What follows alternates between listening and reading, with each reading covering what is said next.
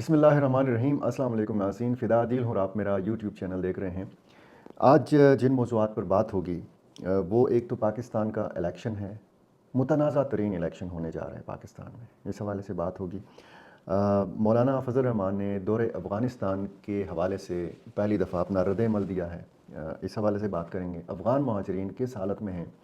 पाकिस्तान के अंदर, और फिर अफ़गानिस्तान जाने वाले जो महाजरीन हैं जो पाकिस्तान से गए हैं वो किस हालत में हैं, इस हवाले से मुख्तसरन बात होगी। कोर कमांडर कॉन्फ्रेंस हुई है। आर्मी चीफ़ ने इस कोर कमांडर कॉन्फ्रेंस में क्या कहा है, ख़ुसूसन टीटीपी के हवाले से क्या कहा है, और टीटीपी के हाथ जो जदीद असलहा लगा है उस हवाले से क्या कहा है, ये भी बताएंगे आपको। और पेशावर हाई कोर्ट को निशाने पर रखा है मुख्तलिफ़ सियासी जमातों ने, मुख्तलिफ़ सियासी शख्सियात ने, और मौलाना फ़ज़ल रहमान ने तो यहाँ तक कहा है कि मुल्क में इस वक्त अदालती मार्शल लॉ जो है वो नाफिज़ है। ये सारी सूरत हाल है। मुख्तलिफ़ सियासी जमातों की तरफ से आपने ये देखा होगा कि इलेक्शन कमीशन ऑफ पाकिस्तान को भी तनकीद का निशाना बनाया जाता रहा है। सुप्रीम कोर्ट को भी तनकीद का निशाना बनाया जाता रहा है। इस तरह इस्लामाबाद हाई कोर्ट के हवाले से मुख्तलिफ़ आरा हैं, लाहौर हाई कोर्ट के हवाले से मुख्तलिफ़ आरा हैं लोगों की। और इसी तरह आज अगर बहुत ज़्यादा तनकीद होती है और बहुत ज़्यादा निशाने पर रखा गया है तो वो पेशावर हाई कोर्ट को रखा गया है। इसकी वजह क्या है? इसकी बुनियादी वजह एक तो जो इलेक्शन कमीशन ने फ़ैसला किया था इंट्रा पार्टी इलेक्शन के हवाले से पीटीआई के, और फिर इंतखाबी निशान उससे वापस ले लिया गया था, तो ये एक अबूरी रिलीफ दिया पेशावर हाई कोर्ट ने पीटीआई को, और बल्ले का जो निशान है वो उसको वापस कर दिया। अब जो जज साहब हैं जिन्होंने ये फ़ैसला दिया है, कामरान हयात मियाँ खैल, ये डेरा इस्माइल ख़ान से ताल्लुक़ रखते हैं। डेरा इस्माइल ख़ान के मियाँ खैल ख़ानदान से ताल्लुक़ रखते हैं, और मियाँ खैल ख़ानदान आपको पता है कि ख़ासा सियासी असर रसूख़ रखता है। मियाँ खैल ख़ानदान के कुछ लोग माजी में मुस्लिम लीग नून का हिस्सा रहे हैं, आज वो पीटीआई में हैं। और सिंध पुलिस के एक मशहूर पुलिस ऑफिसर थे शाहिद हयात मियाँ खैल, इंतकाल हो चुका है इनका। ये जज साहब जो हैं कामरान हयात मियाँ खैल, ये शाहिद हयात मियाँ खैल के भाई हैं। मज़र आलम मियाँ खैल जो चीफ़ जस्टिस रहे हैं पेशावर हाई कोर्ट के और सुप्रीम कोर्ट में हैं, ये जज साहब मज़र आलम मियाँ खैल साहब के कज़न हैं।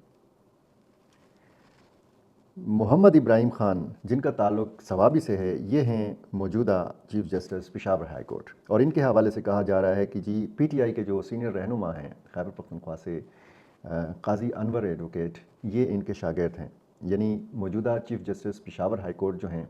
वो पीटीआई के रहनुमा काज़ी अनवर एडवोकेट के शागिर्द रहे हैं। इसी तरह लेकिन कुछ लोग ये कहते हैं कि काज़ी अनवर के वो तब शागिर्द थे मौजूदा चीफ़ जस्टिस मोहम्मद इब्राहिम ख़ान जब काज़ी अनवर अवामी नेशनल पार्टी का हिस्सा हुआ करते थे। आज वो पीटीआई में हैं। इसी चीफ़ जस्टिस के हवाले से एक बात जो है ये भी सामने आई है कि जब सैयद मासूम शाह के हवाले से करप्शन के केसेस थे तो मोहम्मद इब्राहिम ख़ान साहब जो थे ये एहतसाब अदालत के जज थे, और इन्होंने प्ली बारगेन नहीं मानी थी सैयद मासूम शाह जो अवामी नेशनल पार्टी से ताल्लुक़ रखते हैं, और उन्होंने कहा था कि जी आपके पास ये जो प्ली बारगेन का जो पैसा आप वापस करना चाह रहे हैं, ये पैसा कहाँ से आपके पास आया है। तो यहाँ से भी सूरत हाल जो थी वो ख़ासी संगीन हो गई थी, और इस वक्त पेशावर हाई कोर्ट निशाने पर है। आज साबिक़ वज़ीर-ए-आज़म शहबाज शरीफ ने जो मौजूदा सदर हैं मुस्लिम लीग नून के, उन्होंने निशाने पर रखा पेशावर हाई कोर्ट को, और उन्होंने कहा कि एक फ़ैसला इलेक्शन कमीशन ने दिया जो पूरे मुल्क के लिए था, उसके हवाले से यानी इंतखाबी निशान बैट के हवाले से एक सूबे की जो हाई कोर्ट है जिसका जो दायरा कार दायरा इख्तियार है वो सिर्फ़ खैबर पख्तूनख्वा तक महदूद है, वो ये रिलीफ़ कैसे पीटीआई को दे सकती है। इसी किस्म की बात मौलाना फ़ज़ल रहमान ने भी की कि वो एक सूबे की अदालत है तो वो मुल्क गिर एक मामले के हवाले से कैसे फ़ैसला दे सकती है।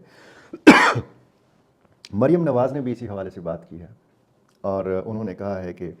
अब ये बताया जाए कि जी लाडला कौन है, जो सूरत हाल इस वक्त है। जहांगीर तरीन ने भी इस पर बात की है, आफ्ताब शेरपाव ने भी इस मामले पर बात की है, पेशावर हाई कोर्ट के फ़ैसले के हवाले से बात की, और सबसे جو سخت الفاظ استعمال کیے ہیں وہ مولانا فضل الرحمان نے استعمال کیے ہیں، اور انہوں نے کہا کہ یہ عدالتی مارشل لا ہے، اور انہوں نے ساتھ میں یہ بھی کہا، اور الیکشن کے حوالے سے بڑا انہوں نے بات کی کہ جی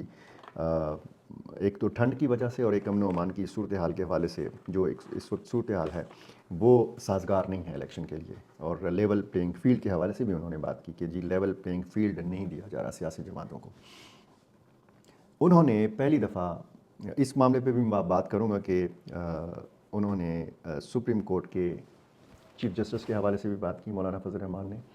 انہوں نے چیف الیکشن کمشنر کے حوالے سے بھی بات کی۔ انہوں نے کہا کہ اگر اس الیکشن کے دنوں میں میرا کوئی کارکن شہید ہوا یا زخمی ہوا تو اس کی ذمہ داری عائد ہوگی چیف جسٹس آف پاکستان کے اوپر اور چیف الیکشن کمشنر کے اوپر۔ اس کو اب مختلف جو تجزیہ کار ہیں وہ مختلف اس کی تشریح کر رہے ہیں اس بیان کی۔ ایک تو یہ ہے کہ آپ نے دیکھا ہوگا کہ تمام سیاسی جماعتیں یہ کہہ رہی ہیں کہ جی ہم الیکشن کے لیے تیار ہیں،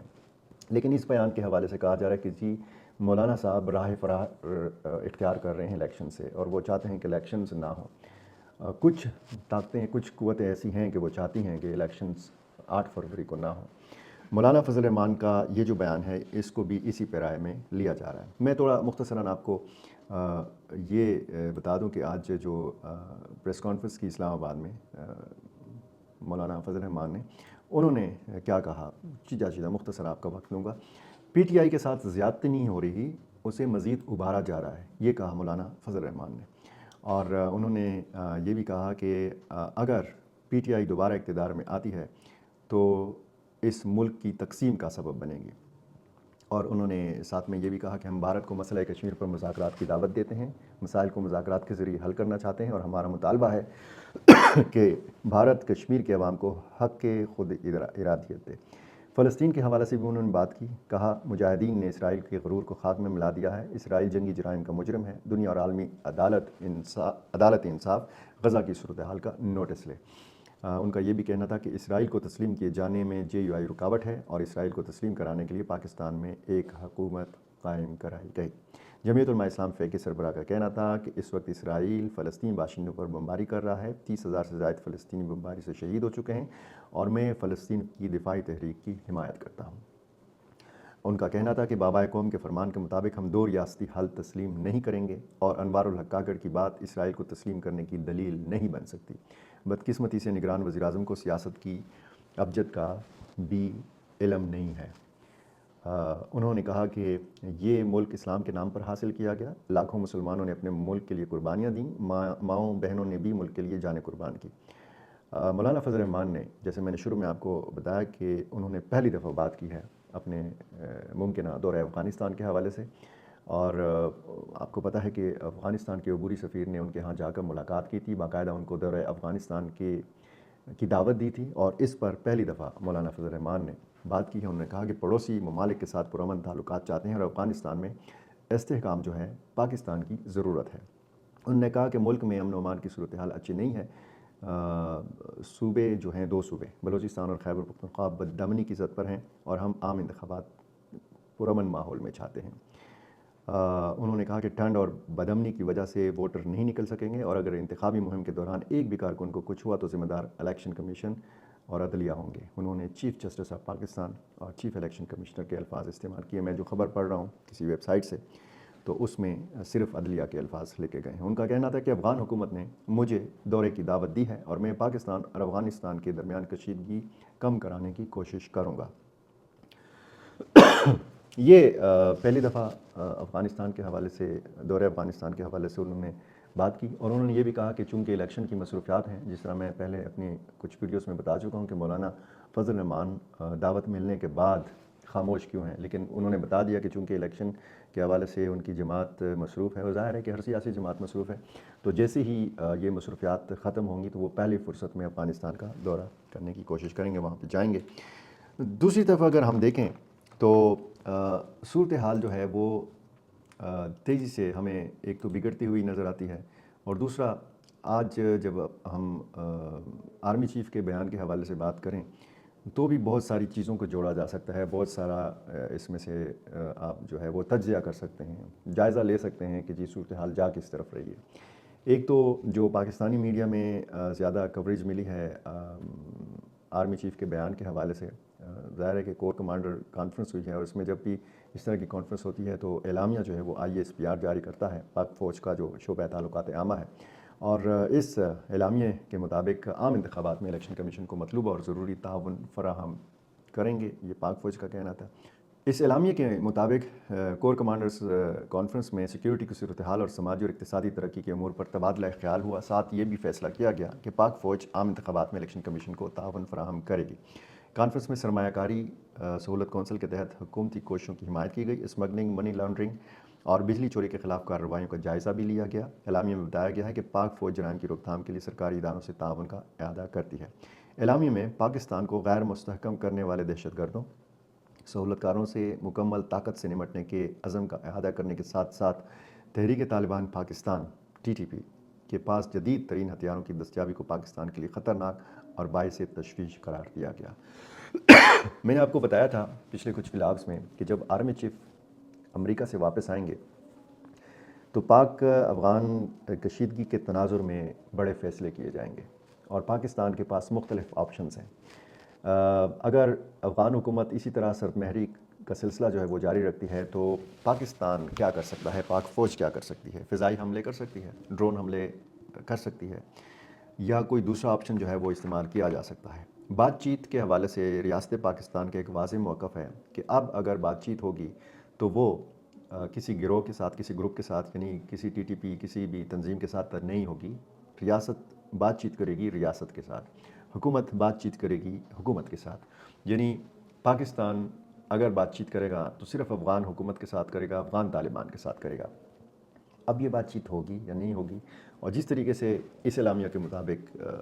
کور کمانڈرز کانفرنس میں ظاہر ہے کہ یہ معاملہ بڑا تفصیل کے ساتھ ڈسکس کیا ہوگا،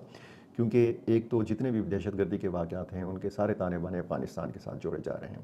اور اس اعلامیہ میں یہ بتایا گیا ہے کہ پاکستان کو غیر مستحکم کرنے والے دہشت گردوں، سہولت کاروں سے مکمل طاقت سے نمٹا جائے گا۔ اس عزم کا اعادہ کیا گیا ہے، اور اس بات پر تشویش کا اظہار کیا گیا ہے کہ TTP کے پاس جدید ترین ہتھیار کیسے آئے۔ پاکستان یہ سمجھتا ہے کہ امریکہ نے جو جدید ہتھیار چھوڑے افغانستان کے اندر وہ TTP کے ہاتھ لگے ہیں، اور ساتھ میں رد عمل اس کا یہ آ رہا ہے کہ جی نہیں، ایسا نہیں ہے۔ جو افغان نیشنل آرمی کو یا افغان پولیس کو ہتھیار دیے گئے تھے تو ظاہر ہے کہ جب افغان طالبان برسر اقتدار آئے تو وہ فوج، افغان فوج اور افغان پولیس، وہ ظاہر ہے کہ وہ اہلکار یا وہ فوجی غائب ہو گئے، بھاگ گئے، یا انہوں نے ہجرت کر لی، تو ان کا اسلحہ جو ہے ان کے پاس جو تھا، جو امریکہ نے حوالے کیا تھا، وہ پھر TTP کے ہاتھ لگا، اور بلیک مارکیٹ میں بھی یہ فروخت ہوا، اور کچھ لوگ تو یہ بھی دعویٰ کر رہے ہیں کہ آج بھی بلیک مارکیٹ میں وہ اسلحہ دستیاب ہے۔ کور کمانڈر کانفرنس میں بھارتی فوج کے ہاتھوں شہریوں کے اغوا اور تشدد کی حالیہ کارروائیوں کی مذمت کرتے ہوئے اقوام متحدہ کی قراردادوں کے تحت کشمیریوں کی حمایت جاری رکھنے کے عزم کا بھی اعادہ کیا گیا۔ کور کمانڈر کانفرنس نے فلسطینی عوام کے ساتھ مکمل یکجہتی کا اظہار کرتے ہوئے غزہ میں انسانی حقوق کی خلاف ورزیوں اور جنگی جرائم کی مذمت کی۔ غزہ میں جنگ بندی اور تنازع کے پرامن حل کے حکومتی مطالبے کے موقف کا اعادہ بھی کیا۔ یہ کور کمانڈر کانفرنس کا اعلامیہ آپ کے سامنے میں نے رکھا، اور ساتھ ساتھ چونکہ غزہ کا ذکر ہوا ہے تو یہ بھی آپ کو بتا دوں کہ مظلوم فلسطینی عوام سے اظہار یکجہتی کے لیے وزیر اعظم پاکستان انوار الحق کاکڑ نے سال نو کی تقریبات پر پابندی کا اعلان کیا ہے۔ نئے سال کی کوئی تقریب جو ہے وہ نہیں ہوگی۔ یہ قوم سے خطاب کیا انوار الحق کاکڑ نے، اور انہوں نے اس حوالے سے خصوصاً یہ بات کی کہ سال نو کی کوئی تقریب نہیں ہوگی۔ میں آپ کو شروع میں یہ بتا چکا ہوں کہ آج میں مختصر اس حوالے سے بھی بات کروں گا کہ افغان مہاجرین جو ہیں وہ کس حال میں ہیں۔ افغان مہاجرین کے حوالے سے جو ایک تاثر تھا کہ بہت زیادہ پکڑ دکڑ ان کی ہو رہی ہے، اور شروع میں بہت سختی کی گئی ان کے ساتھ، اور اب وہ سختی پاکستان نہیں کر رہا۔ جتنے بھی افغان مہاجرین واپس جا رہے ہیں، رضاکارانہ طور پر جا رہے ہیں، آرام سے جا رہے ہیں، سکون سے جا رہے ہیں، لیکن ان کو افغانستان میں بہت شدید مشکل صورتحال کا سامنا ہے۔ یہ بھی ایک حقیقت ہے کہ یہ بغیر اپنے اثاثے منتقل کیے جا رہے ہیں۔ یہ افغان مہاجرین اپنے ساتھ کچھ بھی نہیں لے کے جا رہے ہیں، یہ خالی ہاتھ جا رہے ہیں۔ یہ اپنے چھوٹے موٹے سامان کے ساتھ جا رہے ہیں، صرف 50,000 روپے کی نقدی کے ساتھ جا رہے ہیں۔ ان کے جو مویشی ہیں یہ اپنے ساتھ نہیں لے جا سکتے، یہ اپنے ساتھ گاڑیاں نہیں لے کے جا سکتے، انہوں نے جتنی جائیدادیں یہاں پہ خریدیں، جتنے اثاثے یہاں پہ بنائے وہ اپنے ساتھ منتقل نہیں کر سکتے، اپنے کاروبار وہ منتقل نہیں کر سکتے۔ اور جس صورتحال کا شکار اس وقت افغان حکومت ہے افغان مہاجرین کے معاملے پر، افغان حکومت کے پاس اتنے مسائل نہیں ہیں کہ وہ لاکھوں افغان مہاجرین کا خیال رکھ سکے۔ انسانی حقوق کی تنظیموں کا بھی دباؤ تھا، اقوام متحدہ کا بھی دباؤ تھا، برطانیہ کا بھی تھا، امریکہ کا بھی تھا، اور اب پاکستان کے حوالے سے بار بار یہ کہا گیا کہ پاکستان اپنے اس فیصلے میں نرمی کرے۔ یہ نرمی ہمیں نظر آ رہی ہے، لیکن کچھ لوگ جو ہیں اس معاملے کو اتنا اچھال رہے ہیں، خصوصاً افغان میڈیا کے حوالے سے اگر بات کی جائے، کہ کچھ لوگوں کو یہ بالکل بھی خیال نہیں ہے کہ پاکستان میں اب بھی 35-40 لاکھ افغان مہاجرین رہ رہے ہیں۔ جو قانونی طور پر یہاں پر افغان مہاجرین ہیں ان کو کچھ نہیں کہا جا رہا ہے، لیکن یہ بھی ایک حقیقت ہے کہ بہت سارے ایسے افغانوں کو بھی ڈپورٹ کیا گیا، ان کو ملک سے باہر نکالا گیا کہ جن کے پاس قانونی دستاویزات تھیں، جو باقاعدہ اپنے پاس پی او آر کارڈز رکھتے تھے، جو رجسٹرڈ افغان مہاجرین تھے، ان کو بھی نکالا گیا۔ تو جس طریقے سے پھر پریشر پڑا پاکستان کے اوپر، اور ساتھ ساتھ پھر ہم نے بھی اس پر بات کی، تو اب ہم یہ کہہ سکتے ہیں کہ پاکستان میں وہ پکڑ دکڑ یا وہ سختی افغان مہاجرین کے ساتھ نہیں کی جا رہی، اور امید یہ کی جا رہی ہے کہ آنے والے دنوں میں مزید بھی اس چیز میں نرمی آ سکتی ہے۔ اب مولانا فضل الرحمان نے کہا ہے کہ وہ جب فارغ ہوں گے تو وہ بہت جلد افغانستان کا دورہ کریں گے۔ یہ دونوں ریاستوں کے مابین کس قدر مددگار دورہ ہوگا، دونوں ریاستوں یعنی پاکستان اور افغانستان کے مابین جو کشیدگی ہے، یہ دورہ کس حد تک یہ کشیدگی کم کر سکتا ہے، یہ دیکھنے کی چیز ہوگی۔ اور دیکھنا اب یہ ہوگا کہ پاکستان سے جب مولانا فضل الرحمان جائیں گے تو کیا جب وہ واپس آئیں گے تو ان کے پاس ایسی کوئی تجویز ہوگی کہ جو پاکستانی اسٹیبلشمنٹ کے لیے قابل قبول ہو؟ کیا وہاں پر بھی اپنے موقف میں ٹی ٹی پی نے کوئی نرمی پیدا کی ہے؟ افغان حکومت کیا ٹی ٹی پی کو اتنا مجبور کر پائی ہے کہ وہ اپنے پرانے جو سخت ان کے مطالبات ہیں ان سے وہ پیچھے ہٹ جائیں؟ یہ بہت سارے سوالات ہیں، اور جیسے جیسے وقت گزرے گا بہت سارے سوالوں کے جواب بھی ہمیں ملتے رہیں گے، اور اس معاملے پر بھی نظر رہے گی۔ اور جس طریقے سے میں آپ کو مختلف قسم کے اپڈیٹس دے رہا ہوں افغانستان کے معاملات کے حوالے سے خصوصاً، تو ساتھ ساتھ یہ اپڈیٹس جو ہیں وہ بھی دیتا رہوں گا، یہ سلسلہ بھی جاری رہے گا، اور پاکستانی سیاست میں کیا ہو رہا ہے اور پاکستان میں ہو کیا رہا ہے، یہ ساری چیزیں بھی آپ کو بتانے کی کوشش میری جاری رہے گی۔ لیکن وہ شروع میں جو ایک جملہ میں نے استعمال کیا کہ 8 فروری کو پاکستان کی تاریخ کا متنازع ترین الیکشن ہونے جا رہا ہے، اس جملے پر بھی غور کرنے کی ضرورت ہے۔ بہت شکریہ۔